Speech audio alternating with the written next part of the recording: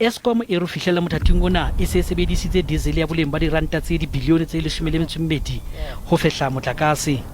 E re tlilo tswela pele ho kgaola phepela motlakase matsatsing a phomolo molemong wa ditokiso. We have invested in excess of 12 billion rand this year already burning diesel. Now, needless to say, Eskom has significant financial challenges as well.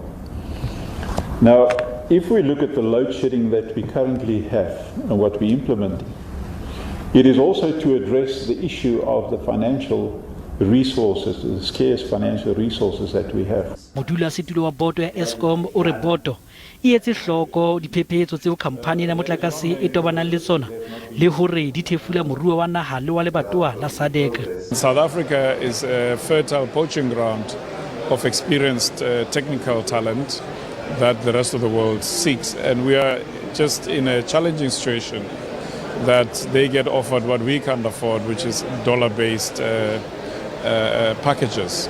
Eskom e entse tlhokomediso ya hore e tlilo matlafatsa mohato wa kgaola phepelo ya motlakase ka lebaka la ditokiso tsa yona tse kgolo ho tloha dibekeng tse mmalwa tse tlang.